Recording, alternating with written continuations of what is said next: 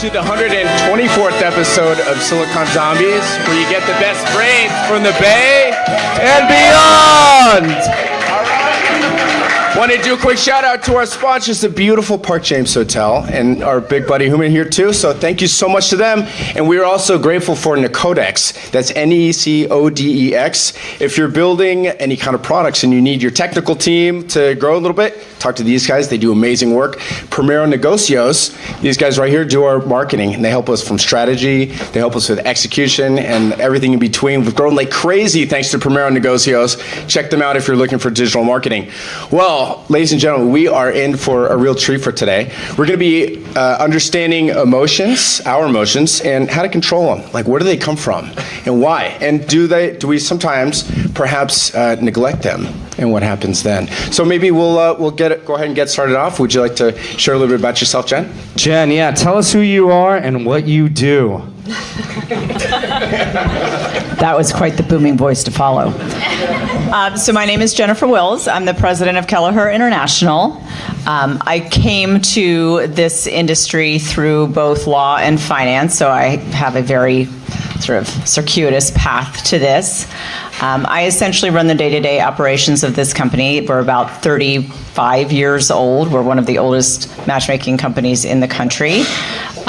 We are an international company. We started in California, but now we have clients all over the world, literally pick a nation, pick a country, pick a state, we're there.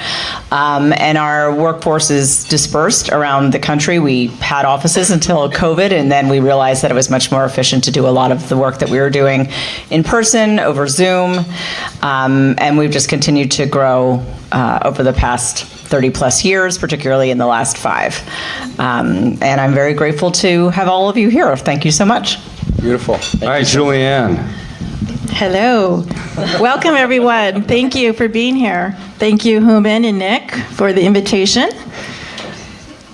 So I also work for Kelleher International with Jen, and I am what we call relationship manager, which includes managing our relationships with our clients and throughout the matchmaking process.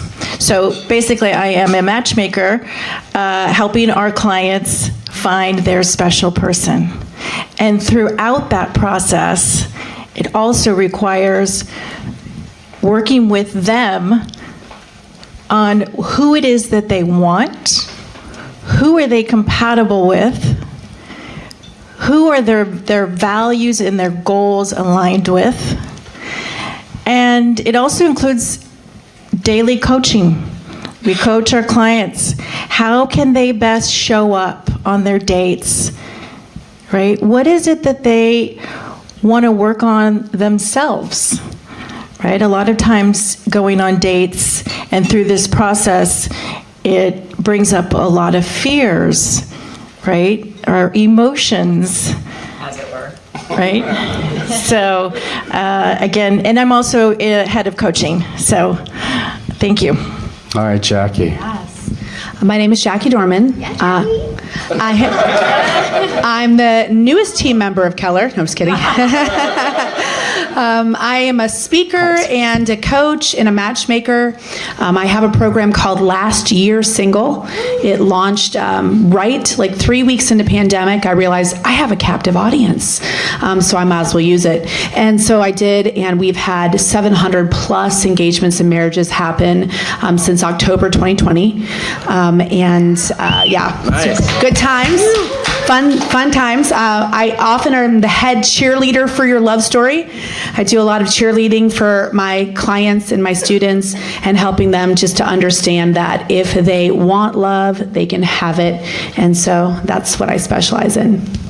All right, let's talk about, thank you all for that introduction. Let's talk about the psychology of what you do. So for Julianne and Jackie, what's the longest you've coached someone before you've allowed them to go on their first date? and talk to us about the psychology of that and when you think they're ready for the green light. Okay. Well, it depends on the client, so it does vary. I would say preferably 3 months is what I recommend. I did have a situation, a client recently, where I exactly 3 months. Yeah. And then he was ready to meet his person, and so we started matching him, and it was his third match. And exactly 3 weeks. 3 months of dating, 3 months of coaching, 3 weeks of matching, and he got engaged. Great job. Engaged. Is that going to last? You know what? I mean, come on, right? I mean, you guys have been doing this a lot. Ongoing coaching. He's not done. I'm still coaching him. So you're saying men are a work in progress? Possibly. Wait a minute. So are you guys also coaching the woman that he's dating? Is she No. from your network as well? She is in our network. Okay. He is a client, so I'm offering him coaching during his process. So, yes. Okay. And Jackie, how about you? What's the... I actually have a protocol called the Heart Work, and so none of my clients or students can get matched or introduced through me until they do that. So it's a 45-day coaching, and then I'll assess again after that. But a lot of times I like for them to try out their heart work in the wild. So I like to set them up, introduce them so that I can see where we still do need to do some work, right? About what story are they telling themselves after they've been on the date and after they've been out. But usually I want them to be on a dating sabbatical until that 45 days. So what do you do with the guy that comes to you and says, look, I've been divorced 5 times. You know, I've got a few kids from a few different... I know the right person's out there. All 5 of these women were wrong. And I hear Red flags. I hear... Like, how do you deal with that personally and then psychologically? Like, how do you break that down? How do you know to say yes or no to that person? Well, there's no expectation. When somebody approaches us, we're very candid from the upfront that we're interviewing them in as much as they're interviewing us. And this has to be a mutual fit from the standpoint of the value system and the integrity of the firm and what our goal is. We have to be working with somebody who is coachable and who is themselves growth-minded and who is willing to put in the work to achieve the desired result. We're all on the same side of the table, but if they're constantly fighting against you by insisting upon holding on to and repeating the patterns that have not worked for them in the past, then that's somebody typically, through our initial diligence and onboarding process, we're going to be able to identify that, and that is not somebody that we would offer membership. Some membership with us is not a guarantee. We are going to offer it to certain people based on our sort of foresight and our ability to help them achieve this goal, but to do so in a way that's comfortable and is realistic for everybody. And so understanding who this person is before we decide to engage in any type of partnership is a critical part of our process. It's interesting that you're helping them find their mate, but really you're helping them find themselves. Mm-hmm. It's like the masks that drop from the airplane, like first put yours on and then help everybody else out. Yeah. So can you share maybe a story too of some like really drastic transformations that you've seen? Wow, we've seen a lot of them. And some of them interestingly happen within the process and sort of you can watch it happening. And sometimes, to Jackie's point, when you turn somebody loose with the tools that you gave them, they can do amazing things. And so we'll have somebody, we actually represented a woman on the East Coast who was very challenging because she had this very particular picture in her mind of who this person was. And so it was constantly revisiting sort of why that's not realistic. Like, we've all had occasion where we've walked into a party and we've just been struck by somebody, right? They bear no resemblance in any way to the person that we have decided we should be with, but there's that little thing called chemistry, right? And that's the deciding factor for so much. So she went through, actually she was a member with us consecutively, because the first time it was really working on her predominantly to get her to the point where she could actually welcome the right person into her life. She wasn't there for the first round, and then now she's engaged. Wow. And that was very challenging. And then other people will go through the process, and they might meet somebody on their own kind of midway through the process, and then we'll hear from them 6 months later, I'm in this relationship, I'm engaged, but I want you to know that it's because of the process and the experience that I had with Kelleher that I was able to identify and build the foundation of this relationship. That must feel great. Feels amazing. I was just going to add to that story. Yes. Because I had another story very similar, and this happens a lot. I think this is a very important topic. When clients come to us and they have their list, right? Tell us some of the things that are on the list. 72-point checklist. Right. It is brown hair, brown eyes. 6'5". Right? Yeah. Must be over 6'2", and now you've systematically removed 94% of the male population. Congratulations. Credit score of 900. Is that even possible? How about physique? Long What do they ask for hair, whatever it is, right? They come with their list. We're not going there, Human. Thank you. And I did have this one client.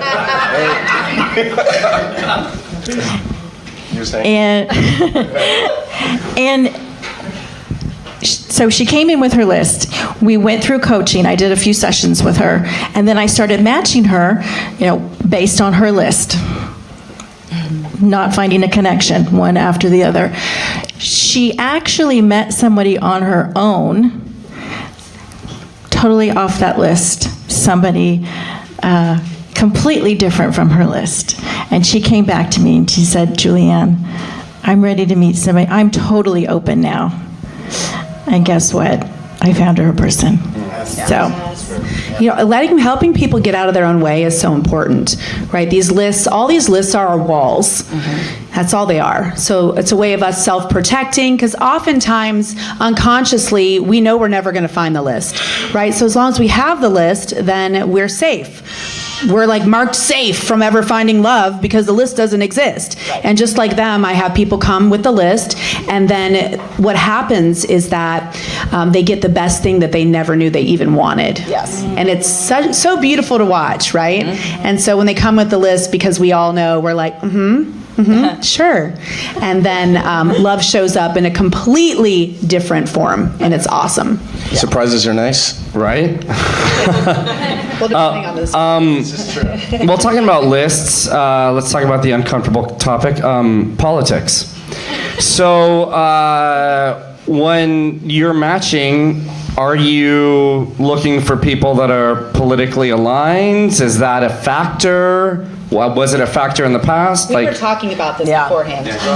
Yeah, I mean, essentially, all of this is customized around the unique desires of this person. We try to discourage people from hyper-focusing on things that don't go to the core of a relationship, right? Height for women. Has anyone ever gotten divorced because of height? No. But politics in this day and age, unfortunately, are polarizing and are divisive, and so they can actually go to somebody's core values.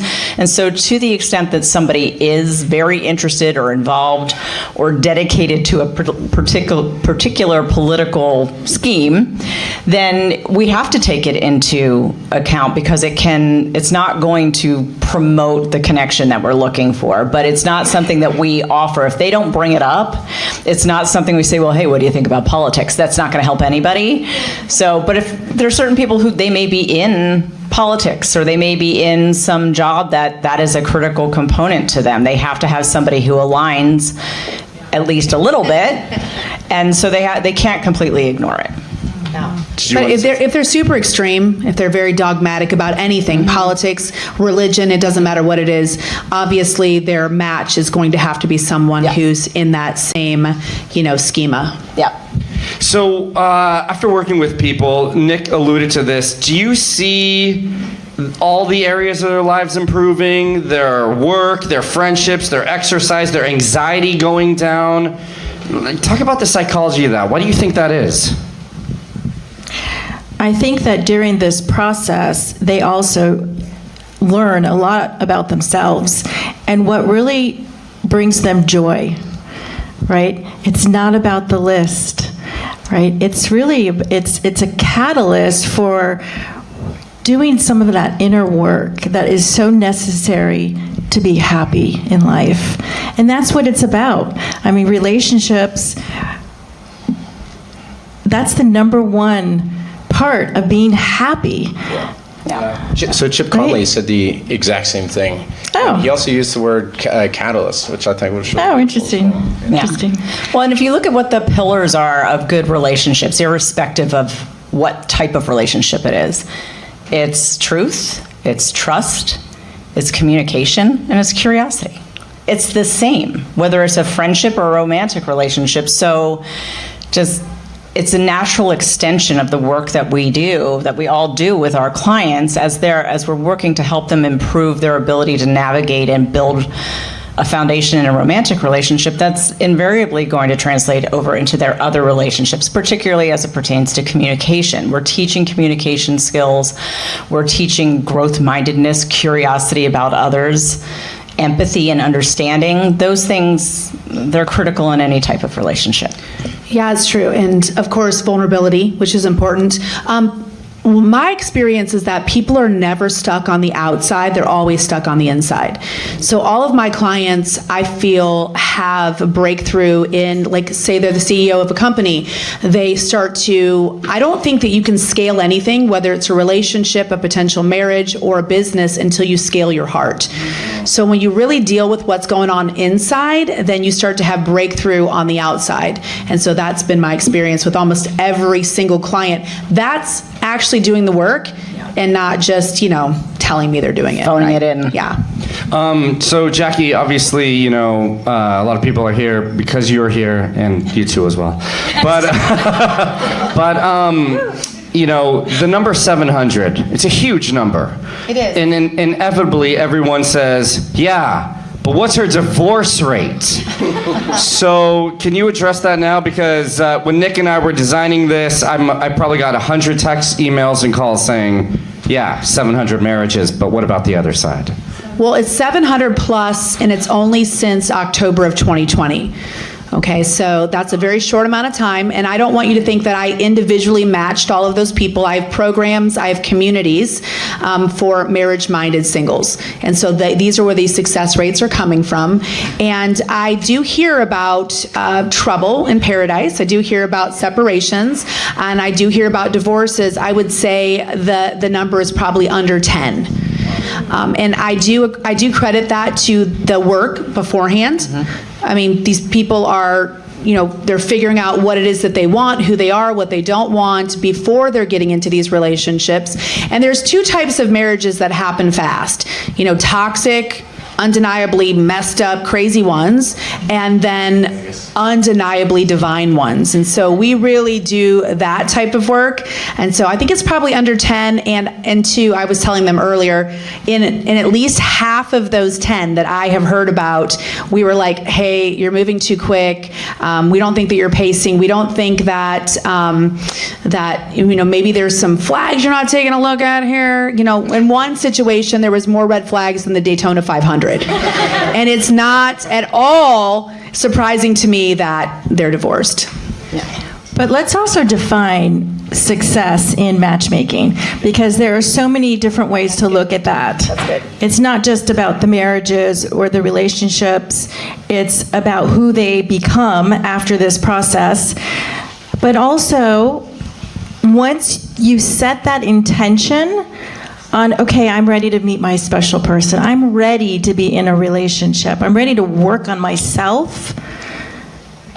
It's amazing what happens when you walk out that door after making that decision. So a lot of our clients actually meet people on their own after they decide to invest in themselves. Yeah, that's the secret sauce, what she's saying right now. So we can match them, and we, of course, do our best.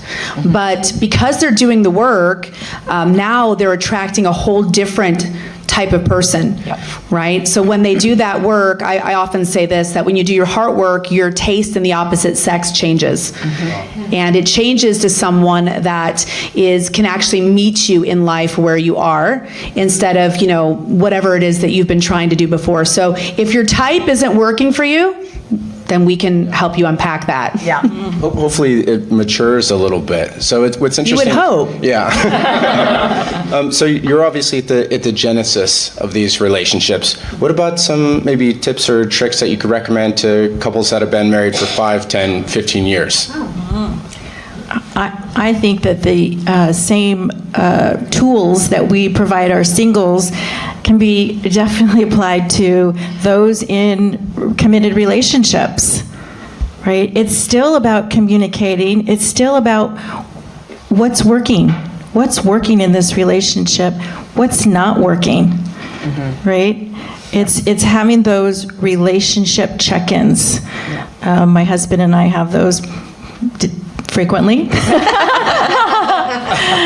What's working this week, honey? What's not working? What can we do differently? So tools still apply. I agree with her 100%. We check in a lot. In fact, my husband's back there videoing me right now. We've been married for 17 years. We're actually next door neighbors. When I met him the first day, I was not healthy. I hadn't done my heart work, and I yelled at him because I got an email that morning that said a sex offender had moved into my neighborhood, and he was the only one that moved in. And I had a 6-year-old daughter at the time, and I'm like, I know who you are, buddy. I saw the email. I know, so stay away from my kid. Don't forget what you told him. Tell him What? She said she went up to him and said, "If my kid is at your house, she's in the wrong place." Because he had children as well, and our kids were playing together. And another neighbor who wasn't crazy saw us and said to me, "What the hell's wrong with you?" And I was like, "Didn't you get the email?" And she was like, "What email?" And then I told her, and she's like, "That's not the guy, you know." But we also, like you, we've been married, that was 17 years ago. I'm so much healthier now. But we have, especially, we check in more often than once a year, but at the end of the year, we have like the state of the union, our union. And we get together and we go over, hey, what worked this year for us as a couple? What didn't? Where do we want to go? What do we want to do?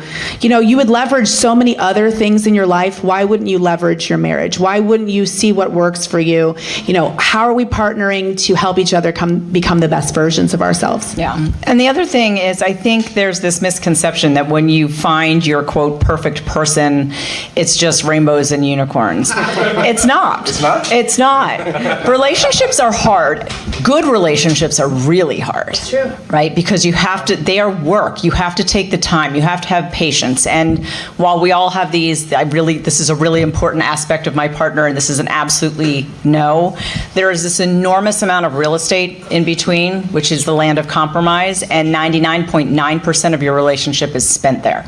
So you better figure out how to communicate about it and how to work on it. That's so good. Thank you so much. You can use that. I will. So, Jackie, the hard-hitting question. This is your second marriage. Yes. What happened the first time you were married? What didn't happen? All right, let's hear it. First of all, you know, I had an unfortunate childhood. I call it, you know, I came out of my mother's womb running for my life. Some of you might have that story as well. I was raised by wolves on the plains of the Serengeti. And, you know, foster care, the whole 9 yards. So I got married at 20 years old with all that bad information.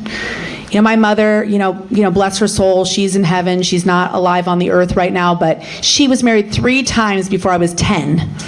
And so I had a lot of bad information. That's why doing this, what I do, is just so hilarious at times. Sometimes I just start laughing to I can't believe that I'm here and people are asking me for this type of advice. You know, the first marriage, 20 years old, I can't even fully throw him under the bus because we were both just very broken people trying to come together and fix something, and it just doesn't work that way. All right.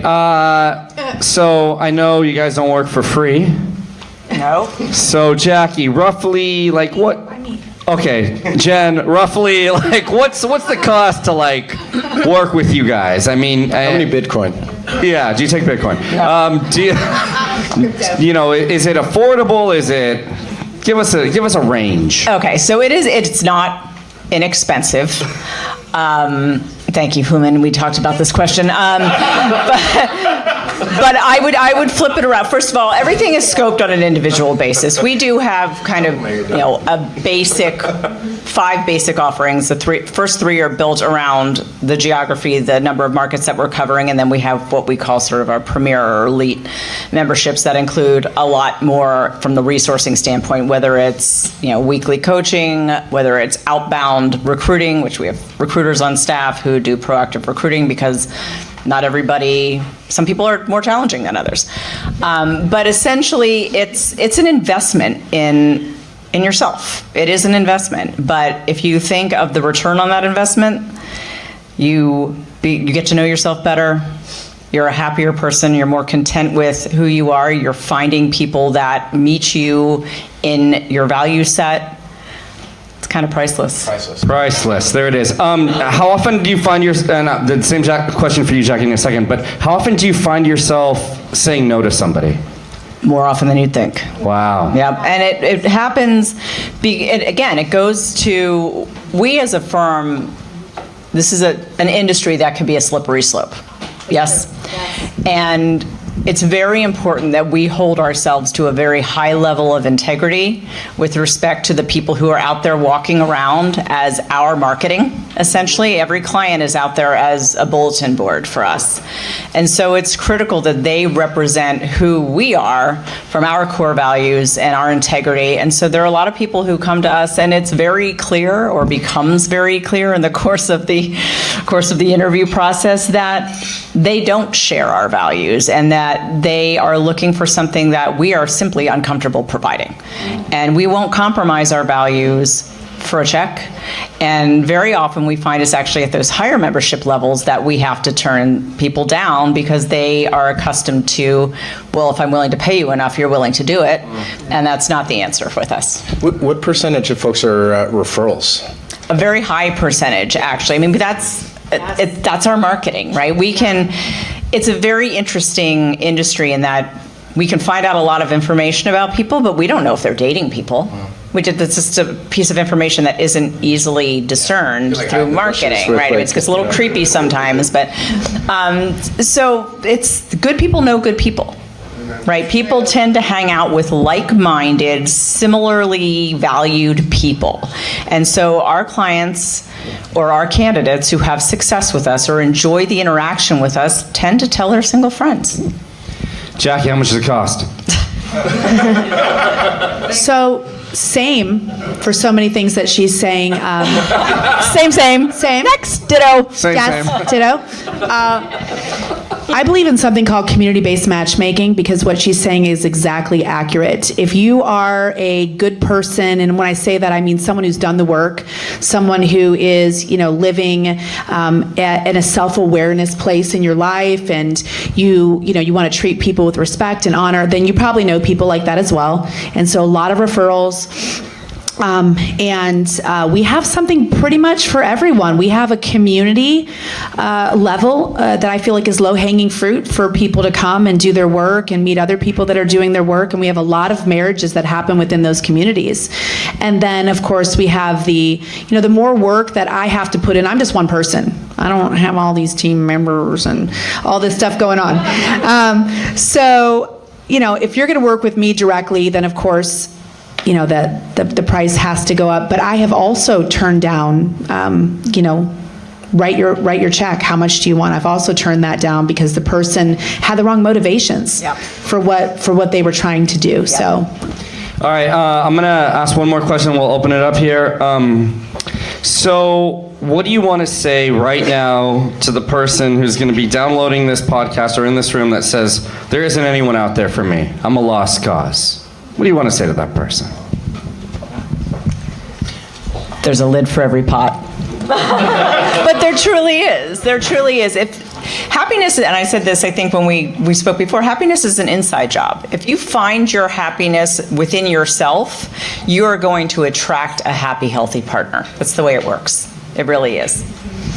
All right. Well, did you want to say something, Jackie? I thought you wanted us all to say something. Oh, yeah. Everyone say something. I think, Yeah, go ahead. yeah, I think this is an important topic as well. It starts with your own mindset. If you're telling yourself you're not going to meet anyone, well, you know what? You're not going to meet anyone. But if you tell yourself, I ready to meet my partner. I will meet my partner. You will. And you have to believe it. And that's so important. So it's about reframing that statement that you're not to you will. I think they do that a lot in professional sports as well, like visualization. Yeah, absolutely. For sure. I think the fact that you want a relationship, first of all, there's no higher level of life than relationships. I mean, I believe we're all created for relationship, and when you leave this life at some point, your relationships will be what live after you, right? And what you did with them. And so the evidence, all the evidence that you need that there's love or romance for you is that you want it. The fact that you want it tells me that it exists for you. And so just helping you move everything out of the way that's keeping you from it is what the most important thing is now. So if it's there for you and it exists, and the fact that you want it is evidence of that, then let's help you get out of your own way and move away everything that is actually keeping you from getting it. All right. On that note, we're gonna we have. Good job. Yes. We have. Oh, amazing. All right, we're done. No. Julianne. So we have. So go ahead and pick whoever you'd like for the. Thank you, Pyle. The Q&A. Yes. No. Go ahead. Thank you, ladies, for coming. My name is Anita Bieberg. Actually, I was a graduate of a program for a startup called Founder Institute. It's a startup accelerator, and we had to take this test to see if we were like a psychopath or not, because they would weed out certain types of entrepreneurs. Mm-hmm. So I'm curious, are you using technology to weed out the crazies? So we do some personality tests with people. Some people are vehemently opposed to said personality test, which in and of itself might be a small personality issue. But we also have a fairly large team of people who are very well trained in interviewing. So they are meeting people and interviewing them where they can see them. And emotions, lying, all those things are sort of standard expression across people's faces. Like if I say to you, show me surprise. Show me surprise. I mean, it's the same, right? Everybody sort of does that the same way. And when people are lying and when people are manipulating, they have sort of a certain facial expression that comes on. So we use a lot of that. You can always game these personality tests a little bit, unfortunately. And I remember, when I was in financial services, they gave us some tests to see if we were competitive enough. And it's like, well, I know what the answer is here. I'm just gonna, right? And so there's a little bit of that. But I think there definitely is some value to that. But I think it's the actual interpersonal, interplay and the interviewing and targeted questions and looking for consistency in what they write versus how they say it and what they say. Those, I think, gives a little bit more insight into who somebody is and their level of stability. And we can't dismiss intuition. No. So there's a lot of that, especially when you're doing one-on-one. But because we have a community-based element, it's kind of like 2 strikes, 3 strikes, you're out. Yeah. Because everyone else will do that as well, because they'll have different types of interactions with other members of the community, and so we can weed them out. Yeah. All right. Leslie. Thank you, ladies. My name's Leslie, and I'm single and child-free by choice. I am dating online to hopefully find a age-appropriate partner. When I talk about when you say reframing, if a guy in there says, "Oh, you're so pretty. What are you doing online dating?" or "Why are you single?" First of all, my question is, how do you approach that? Because what I'm doing so far is I'm looking for a guy that's not going to be so stupid to ask me a stupid question like that. Pass. And I mean, having the abundance also. There's not just one person, not just one lid. I'm gonna have to have sex with a lot of frogs before I find the one, the 2, or the 3. I like your style, man. Some of us is kiss him. Amazing. Can we talk about the one? Yes. Okay, so absolutely. I'm sure you guys have people like that, Yes. right? The math doesn't work out on that.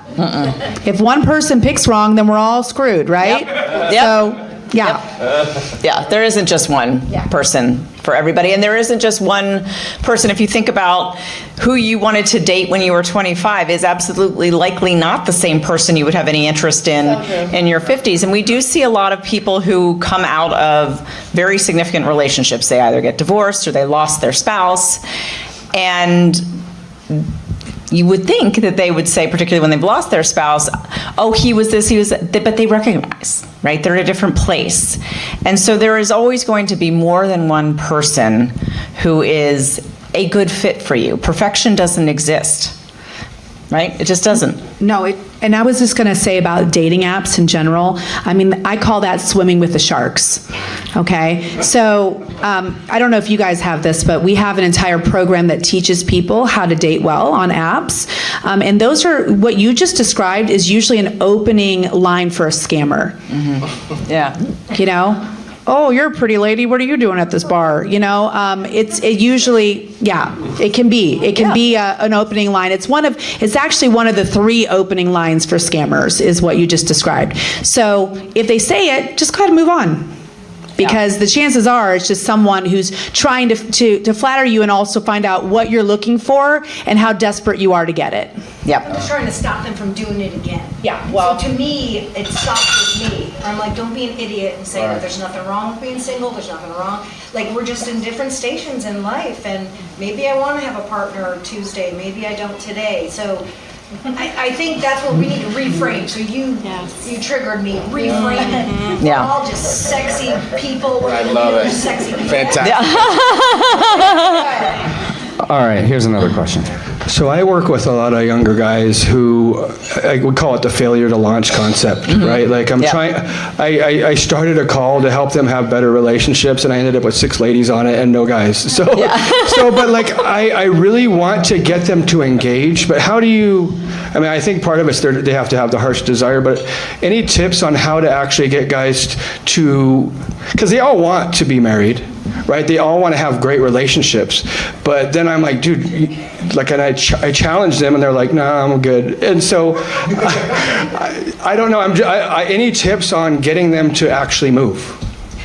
It's So just to clarify, your question is, how do we motivate men to want to get married? Or to do the work and to actually. To do the work. Motivate men to do the work. And jump in.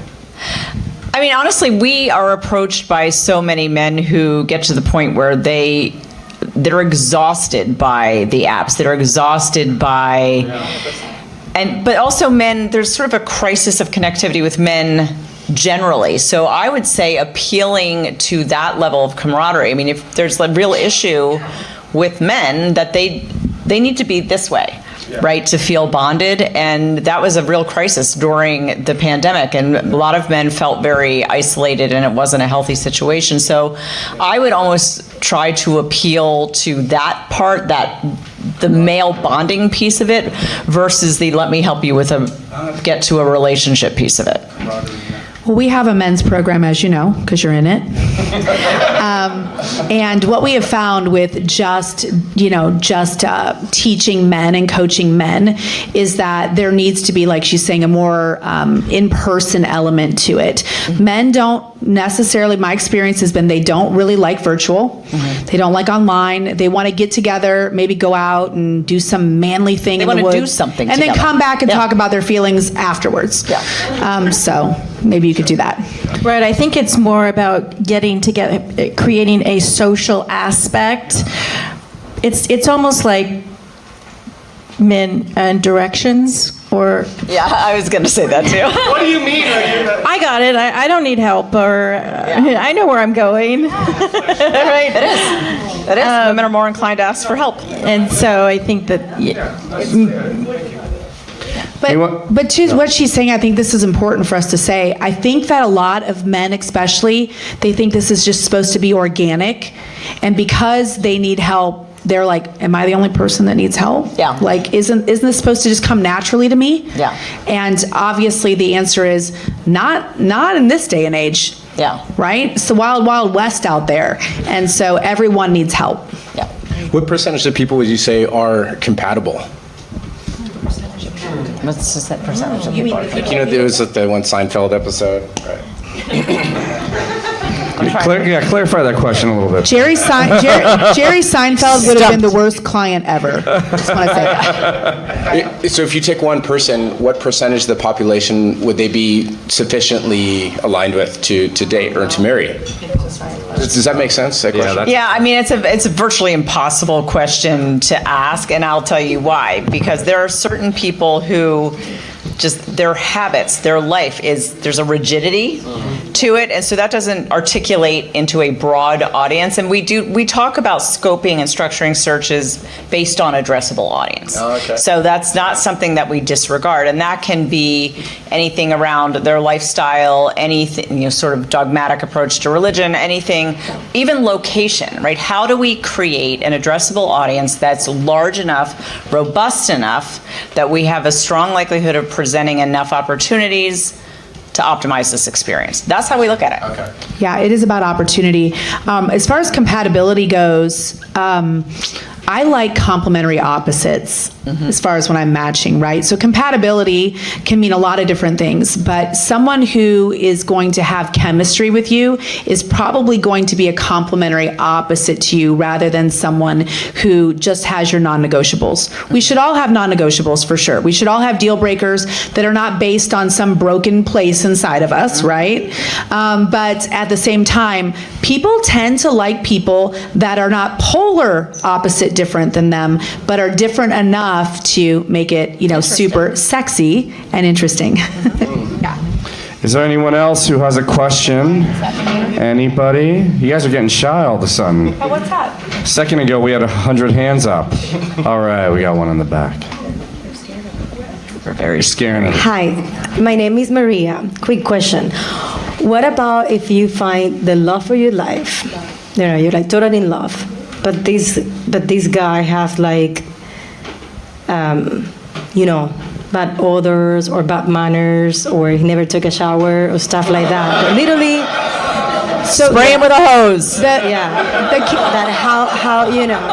So Gen Z plays a game right now, like the kids. Oh, the way he dressed up is like a clown. So horrible that you cannot. Well, you can change his clothes. This is the love of your life. You can change his clothes, right? You can change his clothes. You can cut his hair. Right. You can hose him down. He'll be fine. Right. The kids play a game right now, and I say kids because I have all my kids are in their 20s, and it's called He's a 10 but. And it's a game you play with each other. Like, he's a 10 but his breath smells like cheese, and then of course my daughter's like, what kind of cheese? We need all the details, but that's kind of what you're saying right now. So if someone has that bad of hygiene, then obviously there's something else going on of them not loving or taking care of themselves. So it's probably a deeper problem. Is this a joke question? What? Okay.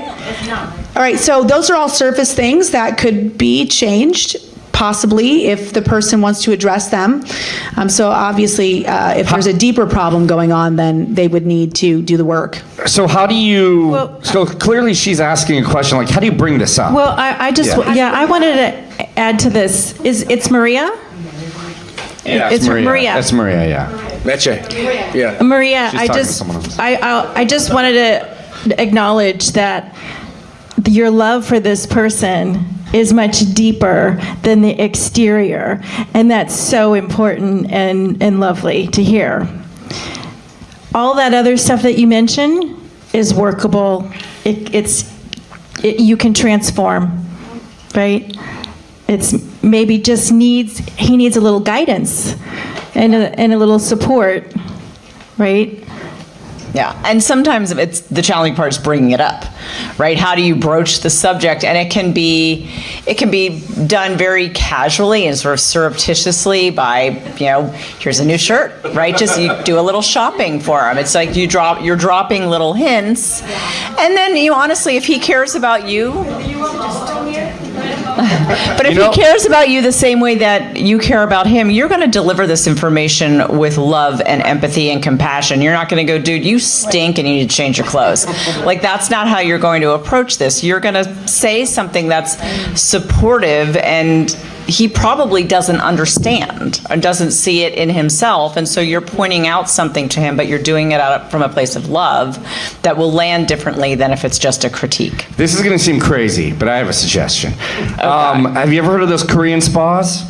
Where they like just scrub you head to toe. Spine, just take him, go with him. Take him there. They will clean him. Yeah, and then have the barber nearby. Cut his hair, have him go to a mani-pedi with you. The guy will be spick and span by the time it's over. So I just want to say one more thing, Maria. I think it's one of those relationship check-ins, right? And this is what's working for me, and this is what's not. And this is, you're being honest, and that's so important in a relationship. And that would be great if you maybe could share one of the, the points that you have on your check. When you're like, check. So what is the topics that you talk about? It'll be like a long list. So what are you talking that is working out? Yeah, she's asking for the check-in. When you guys have the check-ins, what's on that list? Yeah. On your list. Yeah, it's working. You making me dinner once a week is working. What may not be working? Maybe we need to go out more. Maybe we need a weekly date out. I'd love to get dressed up. Flowers, forgetting flowers are okay too. So for ours, it's, are you, what did he say? Oh, for our check-ins or our State of the Union, it's like, do you feel loved? Do you feel heard? Do you feel seen? Are we spending enough time together? It's about love languages. Are we having enough sex? What are we doing? What's happening? Are we feeling fulfilled? Because life gets busy. When you're raising kids, when you're doing things, when you're building businesses, it gets busy, and then you forget the most important thing is your relationship. And then I'm sorry that I thought you were just kind of like throwing out a joke question. I apologize. But if you're really in love with someone who has that level of self-neglect, it might be a mental health issue as well. So it's important to get that looked at. We got Arnie back here too. Arnie's got something. Oh, hold on. Give him the mic. So run back there. So. Come on. Yeah. Test. Well, to compound that question, in today's age, there are people who live in the wreck V's. A lot of people displaced from their jobs, and that's where they live. So that may be a reason why that person doesn't belong to the Y or whoever who doesn't have that sort of hygienic release. So what do you do in that case? How do you investigate? How do you ask those questions? To see where the guy lives? There's a whole different arena here that can happen. There is. Yeah. Do you want to address that, or do you have time for one more? Go ahead. The unemployed, but clearly she's talking about somebody who's unemployed, who's down on their luck, who's looking to date. And that kind of brings up a different question for men. A lot of times a guy will come to me within community, especially our community programs, and they will say, hey, I lost my job, or this happened or that happened. Do I even qualify for a love story? Or should I wait until I've got all my T's crossed and all my I's dotted again? And at the community level, I think it's really important for them to know that they are valuable beyond a paycheck. They're valuable beyond whatever it is that they think is missing. And so at the community level, we're able to really speak to that and help people see that, you can be in relationship. And oftentimes, this is just my opinion, a good woman at that season and time of your life can actually help accelerate you so much faster to where you're going to go. Yep. I'm a testament. All right, we have time for one more question. Okay. Who is she going to pick? 2 hands up, 1 mic. Here we go. Who really wants to ask? Okay, so I'm thinking about lack mentality and abundance mentality, and I feel like there's not that many great men around, that sentiment. Yeah. I'm just curious, where do you find, I feel like men won't come to a matchmaking service unless they're desperate, so I'm curious, where do you find your men? Listen, people come to me all the time and say, there are no good men left. I'm like, yeah, like toilet paper during COVID, all gone. But the men that I get are by referral. I would say that there are plenty of great men out there. I agree.